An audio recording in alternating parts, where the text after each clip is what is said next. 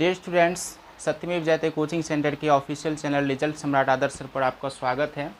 आप तमाम लोगों ने बहुत सारा सपोर्ट दिखाया और कई सारे बच्चों ने सब्सक्राइब किया और कई सारे बच्चे जो है आज हमसे जुड़े हुए हैं और ऑनलाइन क्लास का लाभ उठा रहे हैं। तो चलिए आज हम शुरू करने जा रहे हैं बायोलॉजी का जो फर्स्ट टॉपिक है, पहला चैप्टर है जैव प्रक्रम क्लास 10th का, ये शुरू करने जा रहे हैं। तो सबसे पहले आइए जानते हैं कि जैव प्रक्रम होता क्या है। अगर हम इसके बारे में बात करें तो कहते हैं कि हमारे शरीर के अंदर होने वाली वे सभी प्रक्रियाएं, हमारे शरीर के अंदर कई सारी प्रक्रियाएं होती हैं। आपको पता होगा, जैसे आप भोजन खाते हैं तो उसका पाचन होता है, फिर जो अपशिष्ट पदार्थ होता है वो बाहर निकल जाता है और बाकी का जो पदार्थ है, भोज्य पदार्थ, वो ब्लड के रूप में हमारे पूरे शरीर में और उसका परिवहन होता है। ठीक है ना। तो ये सारी प्रक्रियाएं हमारे शरीर के अंदर चलती रहती हैं और इन्हीं सारी प्रक्रियाओं को हम क्या कहते हैं, जैव प्रक्रम कहते हैं। इन प्रक्रियाओं का काम क्या होता है? तो इन प्रक्रियाओं का काम होता है हमारे बॉडी का, हमारे शरीर का अनुरक्षण करना। हमारे शरीर का क्या करना? अनुरक्षण करना। अनुरक्षण का मतलब क्या हुआ बच्चा? तो अनुरक्षण को इंग्लिश में हम लोग कह सकते हैं मेंटेनेंस। क्या कह सकते हैं बच्चों? मेंटेनेंस कह सकते हैं। यानी कि हमारी बॉडी का जो मेंटेनेंस होता है, तो मेंटेनेंस होने में जो सारी प्रक्रियाएं होती हैं मेंटेनेंस करने में, जैसे कि आप कई सारे मशीन होते हैं, जैसे आप साइकिल होगा आपके पास कोई सारा मशीन होगा, जैसे बाइक हो सकता है, तो बाइक का प्रॉपरली मेंटेनेंस करते हैं ना। उसी प्रकार से हमारे शरीर को भी मेंटेनेंस की आवश्यकता होती है। तो ये सारा मेंटेनेंस किस प्रक्रिया के द्वारा होता है? तो जैव प्रक्रम के द्वारा होता है। तो जैव प्रक्रम का यदि हम परिभाषा की बात करें कि इसका समुचित परिभाषा क्या हो सकता है, तो कहेंगे कि वे सारी प्रक्रियाएं, हमारे शरीर के अंदर होने वाली वे सारी प्रक्रियाएं जो हमारे शरीर का क्या करता है? अनुरक्षण करता है। क्या करता है? अनुरक्षण करता है, यानी कि मेंटेनेंस करता है। तो उसे हम क्या कहते हैं? जैव प्रक्रम कहते हैं। अब बात आती है कि जैव प्रक्रम होते हैं कितने, यानी कि जैव प्रक्रम के एग्जाम्पल्स क्या सब हैं। हमारे शरीर के अंदर सब प्रक्रियाएँ होती हैं, तो वे सारी प्रक्रियाएँ क्या क्या हैं, उसका नाम क्या है, तो यह भी जानते हैं। चलिए, तो जैव प्रक्रम का उदाहरण सबसे पहले क्या है? पोषण। सबसे पहला क्या आएगा? पोषण, जिसको आप इंग्लिश में क्या कहेंगे? न्यूट्रिशन कहेंगे। क्या कहेंगे? न्यूट्रिशन कहेंगे। पोषण क्या होता है? तो पोषण एक ऐसी प्रक्रिया है जिसमें हम लोग क्या करते हैं? खाद्य पदार्थ को ऊर्जा के रूप में ग्रहण करते हैं और अपने शारीरिक वृद्धि में उसका उपयोग करते हैं। तो इसी प्रक्रिया को हम लोग क्या कहते हैं? पोषण कहते हैं ना। आपने सुना भी होगा कि माँ बाप हमें पालते हैं, पोसते हैं। तो पोषण का मतलब क्या? हमें भोज्य पदार्थ उपलब्ध करवाते हैं, क्योंकि हमें हमारे शरीर के ग्रोथ के लिए हमें एनर्जी चाहिए, है ना, और उसको हम भोज्य पदार्थ के रूप में ग्रहण करते हैं। तो इसी प्रक्रिया को हम क्या कहते हैं? पोषण कहते हैं। अच्छा, दूसरा क्या होता है? दूसरा होता है क्या? श्वसन। श्वसन यानी कि क्या बच्चों? रेस्पिरेशन इसको कहेंगे आप। क्या कहेंगे? रेस्पिरेशन, है ना। मतलब श्वसन एक ऐसी प्रक्रिया है जिसके द्वारा शरीर में ऊर्जा का उत्पादन होता है। किसका उत्पादन होता है? ऊर्जा का उत्पादन होता है। तो आपसे एग्जाम में क्वेश्चन पूछा जा सकता है कि वह प्रक्रिया कौन सी है जिसके द्वारा हमारे शरीर में ऊर्जा का उत्पादन होता है। तो वह प्रक्रिया कौन सा? श्वसन प्रक्रिया है। ठीक है, कैसे होता है ये हम आगे चैप्टर में जाएंगे, तब उसको डिटेल से जानेंगे कि श्वसन के अंतर्गत ऊर्जा का उत्पादन कैसे होता है ना। अब उसके बाद परिवहन। परिवहन, ट्रांसपोर्टेशन बोलते हैं बच्चा इसको। क्या बोलते हैं? ट्रांसपोर्टेशन। परिवहन यानी कि ट्रांसपोर्टेशन। अभी हमने आपको बताया कि ब्लड के थ्रू हमारे शरीर में ऊर्जा का क्या होता है? परिवहन होता है ना। तो परिवहन कैसी प्रक्रिया है? तो परिवहन जो है वो कैसी प्रक्रिया है कि हमारे शरीर में ऊर्जा का संचार होना, इसी को हम क्या कहेंगे?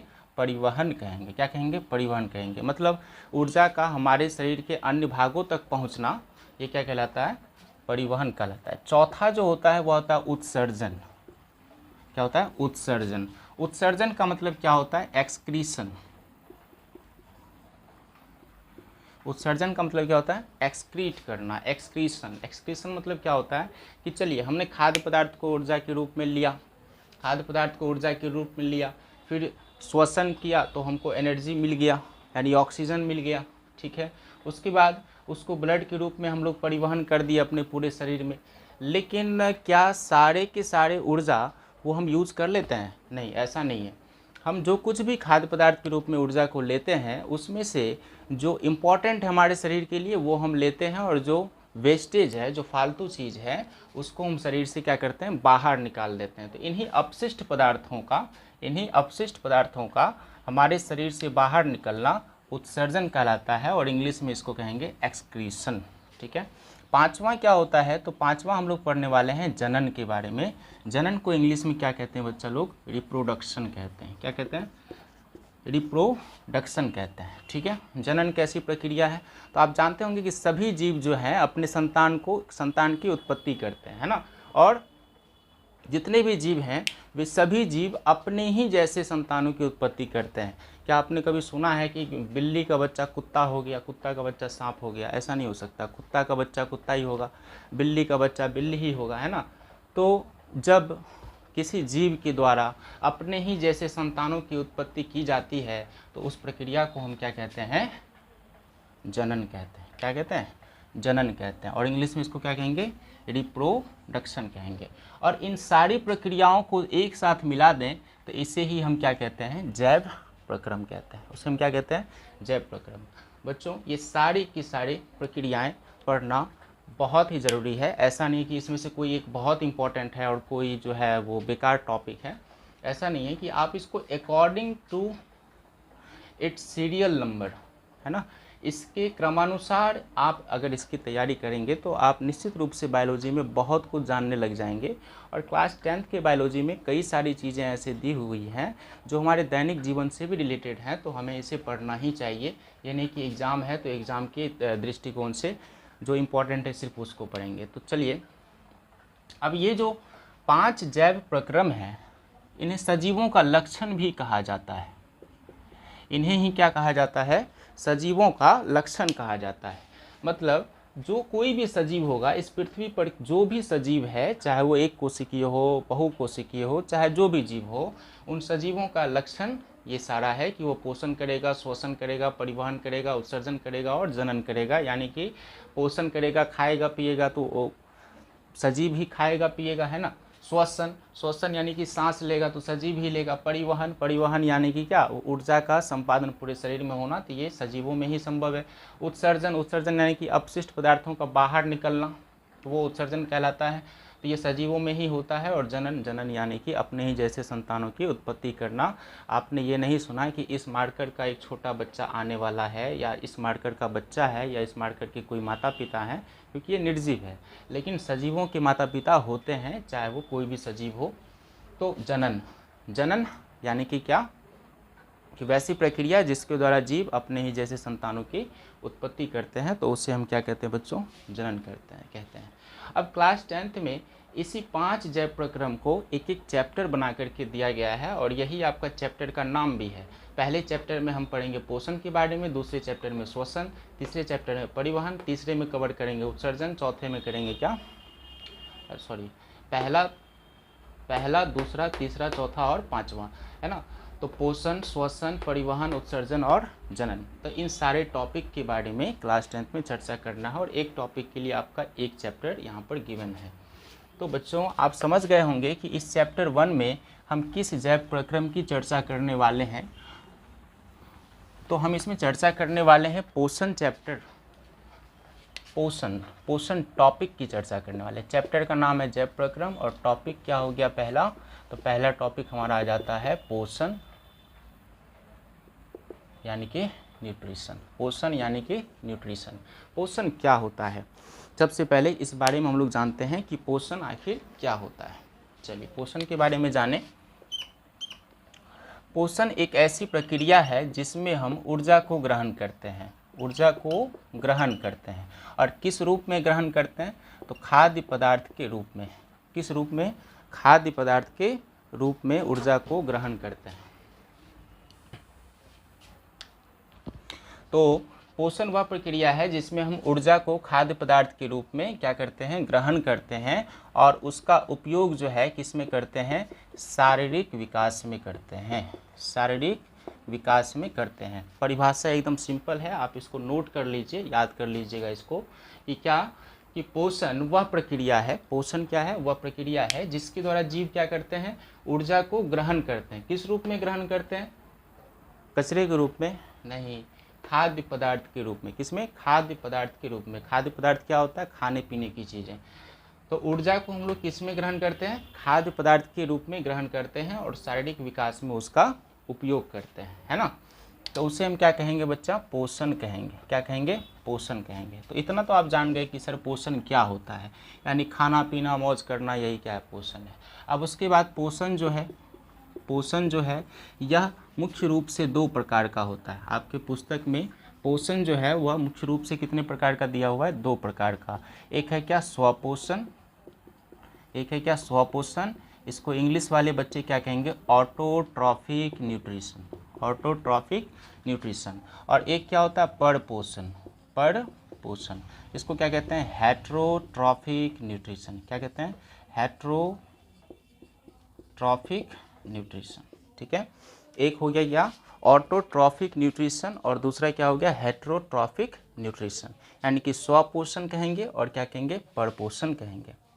जो जीव स्वपोषण करते हैं उसे हम कहते हैं स्वपोषी जीव, और जो जीव परपोषण करते हैं उसे हम कहते हैं परपोषी जीव। उसे हम कहते हैं क्या? परपोषी। क्या कहते हैं हम? परपोषी। तो वैसे जीव जो स्वपोषण करते हैं उसे स्वपोषी कहते हैं, और वैसे जीव जो परपोषण करते हैं उसे हम क्या कहते हैं? परपोषी कहते हैं। अब बात ये आता है कि सर स्वपोषण क्या है? स्वपोषण क्या है? तो पोषण की कितनी विधियां हैं? पोषण की 2 विधियां हैं। पोषण की 2 विधियां हैं। एक तो हो गया स्वपोषण और दूसरा क्या हो गया? परपोषण। पोषण की कितनी विधियां हैं? 2 विधियां हैं। एक क्या हो गया? स्वपोषण और एक क्या हो गया? परपोषण। स्वपोषण की यदि बात करें कि सर स्वपोषण किसे कहते हैं, तो स्वपोषण पोषण की वैसी विधि जिसमें जीव अपना भोजन स्वयं संश्लेषित करते हैं, ना कि दूसरे जीवों पर निर्भर करते हैं। फिर से समझिएगा कि पोषण की वैसी विधि जिसमें जीव अपना भोजन स्वयं संश्लेषित करते हैं, ना कि दूसरे जीवों पर निर्भर करते हैं। जैसे हरे पेड़ पौधे।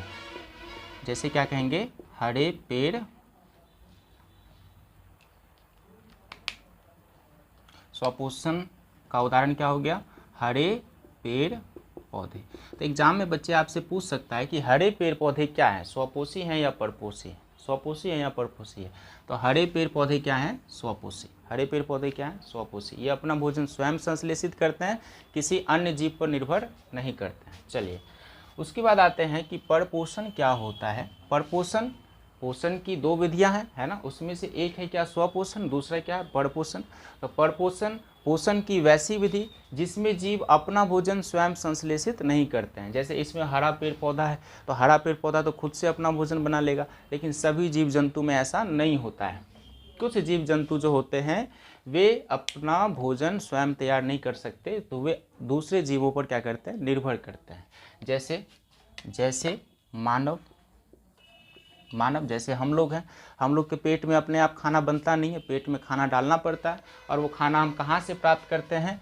तो मानव जो है अपना भोज्य पदार्थ कहाँ से प्राप्त करता है? या तो किसी जीव पर निर्भर करता है, या तो किसी पौधे पर निर्भर करता है ना। या तो किसी जीव पर निर्भर करता है या तो किसी पौधे पर निर्भर करता है।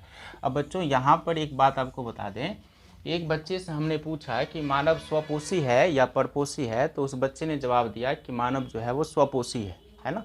छोटा सा बच्चा था, ना समझ सा, लेकिन उस बच्चे का तर्क सुनिए। उस बच्चे ने यह तर्क दिया कि सर हमारे घर में हम लोग परपोषी हैं, लेकिन हमारी माँ जो है वो स्वपोषी है ना।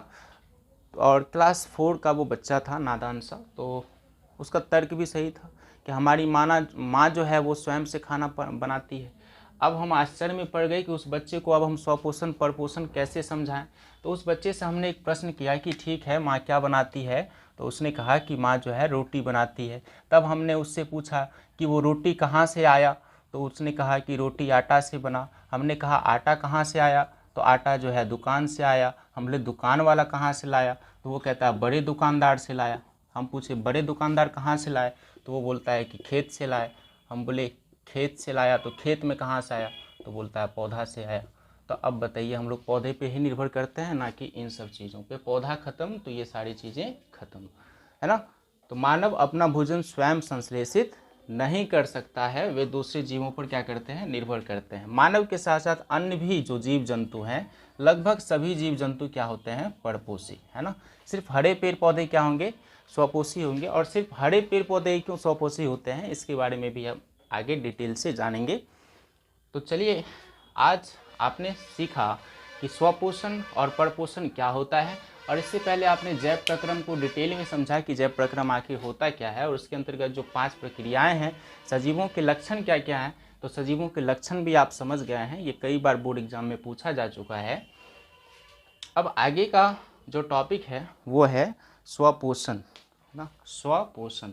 तो स्वपोषण को आज हम डिटेल में पढ़ने वाले हैं कि स्वपोषण क्या होता है, किन जीवों में होता है, और स्वपोषण के क्या क्या कारक हैं, उसके क्या उत्पाद हैं, इन सब के बारे में आज डिटेल से चर्चा करने वाले हैं। ठीक है, यह वीडियो ज़्यादा लंबा ना हो जाए, इसलिए हम टॉपिक को चाहेंगे कि शॉर्ट में ही निकाल लें, लेकिन इतना शॉर्ट नहीं कि कंसेप्ट आपके दिमाग से निकल जाए। तो थोड़ा सा वीडियो लॉन्ग भी हो सकता है। वीडियो ज़्यादा लॉन्ग होने पर हम आगे का जो क्लास है वो दूसरे दिन लेंगे। ठीक है, चलिए, तो अब जो हमारा टॉपिक है वो क्या है, स्वपोषण। तो यदि मैं आपसे पूछूं कि स्वपोषण किस में होता है, तो आप आसानी से बता सकते हैं कि सर स्वपोषण जो होता है वह केवल और केवल हरे पेड़ पौधों में होता है। ठीक है, तो अब हमारा जो टॉपिक है वो क्या है, पौधों में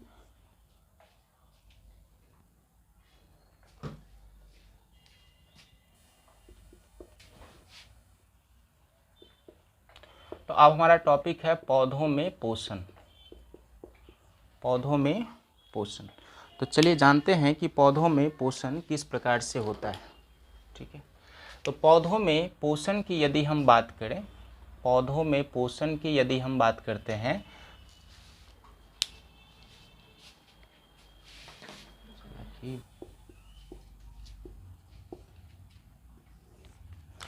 तो हमारा टॉपिक है पौधों में पोषण। ठीक है, तो अब इस टॉपिक में हम लोग जानेंगे कि पौधे पोषण कैसे करते हैं, अगर वो खुद से मतलब कि स्वयं यदि वो अपना भोजन स्वयं संश्लेषित करते हैं तो कैसे करते हैं, इस बारे में जानेंगे। तो यदि मैं बात करूं पौधों की,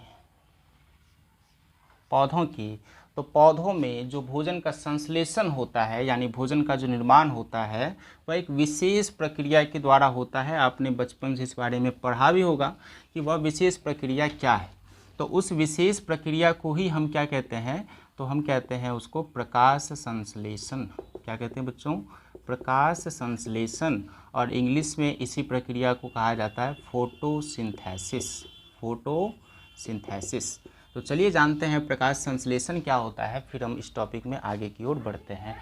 प्रकाश संश्लेषण की यदि हम बात करें तो प्रकाश संश्लेषण वह प्रक्रिया है जिसके द्वारा जिसके द्वारा पेड़ पौधे अपना भोजन तैयार करते हैं।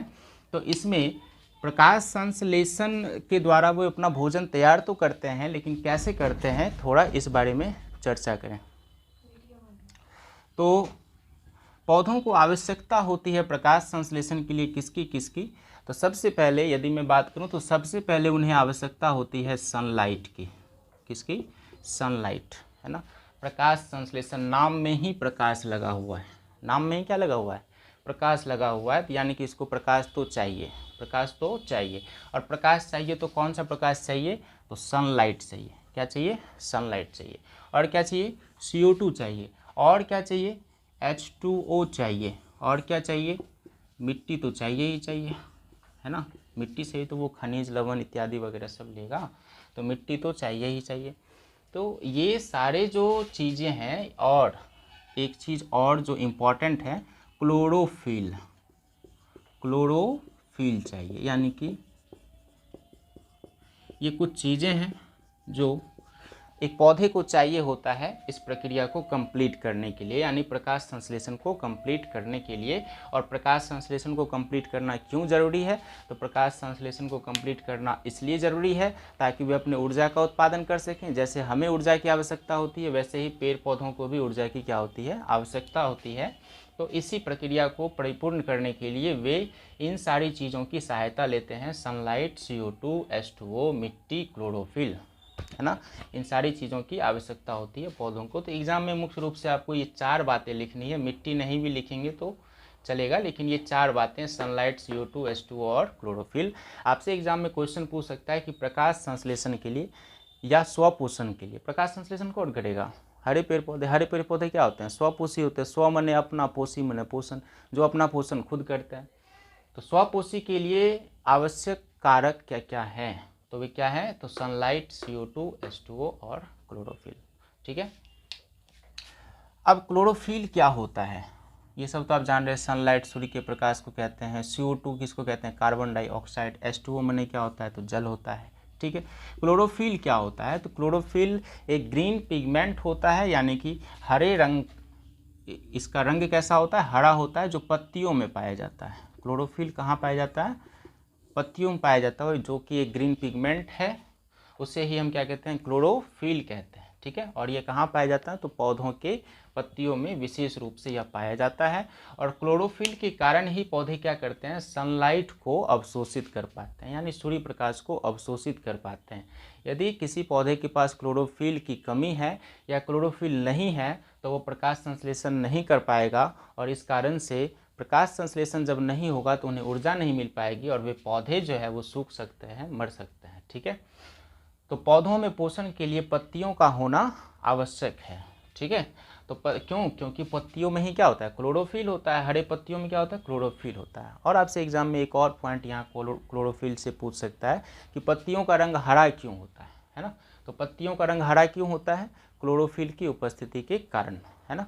क्लोरोफिल की उपस्थिति के कारण ही पत्तियों का रंग क्या होता है? हरा होता है। ठीक वैसे ही जैसे रक्त का रंग लाल होता है, किसके कारण? तो हीमोग्लोबिन की उपस्थिति के कारण। इसको हम लोग परिवहन वगैरह में पढ़ेंगे। फिलहाल अभी जानना है कि पत्तियों का रंग हरा क्यों होता है? तो क्लोरोफिल के कारण। पत्तियों का रंग हरा क्लोरोफिल के कारण होता है। अब समझिए कि पौधे जो है वो CO2 गैस लेते हैं, है ना, क्योंकि उन्हें CO2 की आवश्यकता होती है, लेकिन वो छोड़ते क्या हैं? तो वो O2 छोड़ते हैं, यानी कि ऑक्सीजन।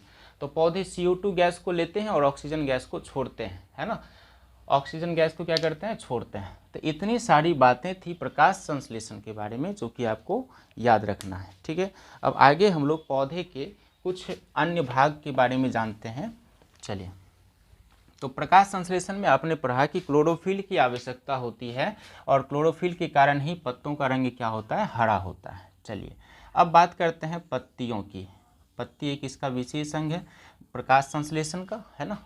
पत्ती का एक बहुत ही अहम रोल होता है फोटोसिंथेसिस के प्रोसेस में, यानी प्रकाश संश्लेषण के प्रक्रिया में। ये मान के चलिए कोई पत्ती है, आपको अपनी खुली आंखों से नहीं दिखेगा, लेकिन इस पत्ती में छोटे छोटे छोटे छोटे, बहुत ही अत्यंत छोटे, जो कि खुली आंखों से हम नहीं देख सकते हैं, अत्यंत छोटे छोटे क्या पाए जाते हैं? छिद्र पाए जाते हैं। और इसी छिद्र को हम लोग क्या कहते हैं? स्टोमाटा कहते हैं। इसी छिद्र को हम लोग क्या कहते हैं बच्चों? स्टोमाटा कहते हैं। अब ये स्टोमाटा का क्या काम है? क्लोरोफिल का क्या काम है? तो क्लोरोफिल का काम है सूर्य प्रकाश को अवशोषित करना। स्टोमाटा का क्या काम है? स्टोमाटा का क्या काम है? तो स्टोमाटा का काम है गैसों का आदान प्रदान। गैसों का आदान प्रदान, है ना। गैसों का आदान प्रदान, यानी कि पौधे CO2 लेंगे तो कहाँ से लेंगे? तो स्टोमाटा से लेंगे। और अगर O2 छोड़ेंगे तो कहाँ से छोड़ेंगे? तो स्टोमाटा से छोड़ेंगे। यानी कि पौधे में जो गैसों का आदान प्रदान होता है, 2 ही गैस का आदान प्रदान होता है, CO2 लेना है, O2 छोड़ना है ना। तो ये जो गैसों का आदान प्रदान होता है, तो यह किस भाग से होता है? तो स्टोमाटा। स्टोमाटा किसे कहते हैं? तो स्टोमाटा पत्तियों के अंदर जो छोटी छोटी छिद्र पाए जाते हैं, उसे हम क्या कहते हैं? स्टोमाटा कहते हैं। ठीक है। तो स्टोमाटा का क्या काम है? स्टोमाटा का काम है क्या? गैसों का आदान प्रदान करना। स्टोमाटा के बारे में एक और पॉइंट याद रखेंगे कि स्टोमाटा प्रायः बंद रहता है। स्टोमाटा प्रायः बंद रहता है, लेकिन खुलता है। कब खुलता है? तो जब उसको CO2 लेना होता है तब वो खुलेगा, और जब O2 छोड़ना होता है तब वो खुलेगा। तो स्टोमाटा जो है वो प्रायः बंद रहता है ना। और जब उसको O2 छोड़ना होता है तब वो खुलेगा, और CO2 अगर लेना होगा तभी वो खुलता है ना। 2 पॉइंट स्टोमाटा के बारे में कि स्टोमाटा का फंक्शन क्या है, तो गैसों का आदान प्रदान करना, और दूसरा स्टोमाटा बंद रहता है या खुला रहता है। तो स्टोमाटा प्रायः बंद रहता है, लेकिन जब उसे CO2 लेना और O2 छोड़ना होता है तब वह खुलता है और फिर बंद हो जाता है। ठीक है। तो ये था स्टोमाटा से जुड़ी कुछ बातें। चलिए, अब हम आगे पौधे के बारे में और भी विशेष रूप से जानेंगे। चूँकि वीडियो काफ़ी लंबा हो चुका है, इसलिए हम आज की वीडियो को यहीं समाप्त करते हैं। अगली वीडियो में बच्चों हम लोग इसी टॉपिक को आगे पढ़ने वाले हैं। अगर आपको वीडियो पसंद आता है, पढ़ाई समझ में आ रहा है, तो आप अपने दोस्तों के साथ बेहिचक शेयर कर सकते हैं। और क्लास 10th के सभी सब्जेक्ट्स के वीडियोज़ हमारे चैनल पर धीरे धीरे करके अपलोड होने वाले हैं। चलिए इसी के साथ आज के इस वीडियो को समाप्त करते हैं। जय हिंद।